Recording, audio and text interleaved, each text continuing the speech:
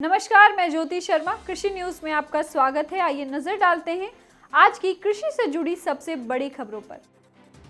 दिल्ली सरकार ने Tyagaraja stadium INA नई दिल्ली में स्मार्ट अर्बन फार्मिंग एक्सपो का आयोजन किया। यह आयोजन भारत का एकमात्र व्यापार मेला है जो शहरी खेती पर विशिष्ट है।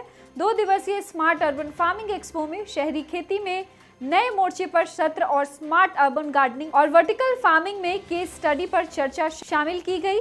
उप मुख्यमंत्री मनीष सिसोदिया इस आयोजन के मुख्य अतिथि थे। और लोगों में थोड़ी जागरूकता ही बढ़ी क्योंकि उसमें वो शामिल हों, हर बालकनी में, हर छत पर लोगों की फार्मिंग करने की आदत बढ़े। उसके 2-3 फायदे होंगे। एक तो आपको अपने घर में क्वालिटी फूड मिलना शुरू हो जाएगा।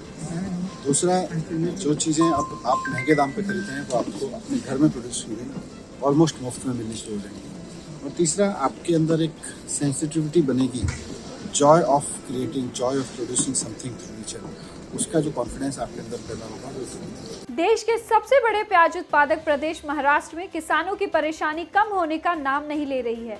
यहाँ पर प्याज के दाम में गिरावट जारी है। अहमदनगर जिले में इसके दाम में रिकॉर्ड गिरावट दर्ज की गई है।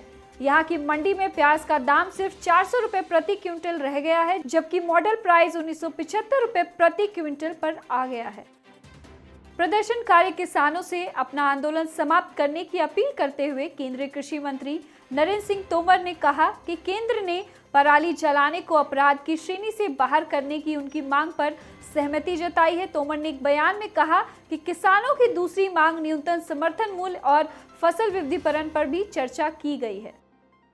भारतीय कृषि अनुसंधान संस्थान के वैज्ञानिकों ने गेहूं की बुआई के लिए किसानों को कुछ सलाह दी है ताकि फसल अच्छी हो सके। किसानों को यह सलाह कि वे मौसम को ध्यान में रखते हुए गेहूं की बुआई के लिए तैयार खेतों में पलेवा और उन्नत बीज व खाद की व्यवस्था करें।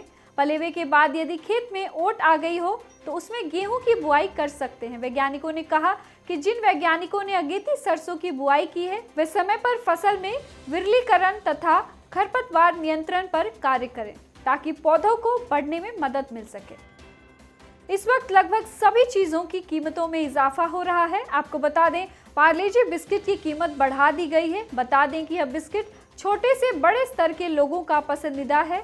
इसने पूरे भारत में लोकप्रियता हासिल कर रखी है। इसके सबसे लोकप्रिय ग्लूकोज बिस्किट पार्ले-जी की कीमत में बढ़ोतरी की गई है। बता दें कि अब पार्ले-जी बिस्किट की कीमत 6 से 7% तक बढ़ा दी गई है। राष्ट्रीय दुग्ध दिवस के अवसर पर गुजरात के आनंद में डॉक्टर वर्गीस कुरियन की प्रतिमा पर माल्यार्पण करने के साथ ही वॉकथॉन की शुरुआत की गई। पशुपालन और डेयरी विभाग की संयुक्त सचिव वर्षा जोशी ने अमूल, IDMC, इडरमा, NDDB, NCDFI और इंडियन इम्यूनोलॉजिकल डिपार्टमेंट के प्रतिभागियों से जुड़े हुए कई अन्य लोगों ने इस वॉकथॉन में हिस्सा लिया। अगले 24 घंटों के दौरान तमिलनाडु, आंध्र प्रदेश के दक्षिणी तट पर हल्की से मध्यम बारिश के साथ साथ कुछ जगहों पर भारी बारिश होने की संभावना है। तो वहीं अगले 2 से 3 दिनों के दौरान तमिलनाडु और दक्षिण आंध्र प्रदेश तट पर समुद्र की स्थिति खराब बनी रहेगी। हवा की गति 40 से 50 किलोमीटर प्रति घंटे होगी। कुछ देर के लिए इन इलाकों में हवा की गति 60 किलोमीटर प्रति घंटा भी होने के आसार हैं। ज्यादा जानकारी के लिए देखते रहिए कृषि जागरण। धन्यवाद।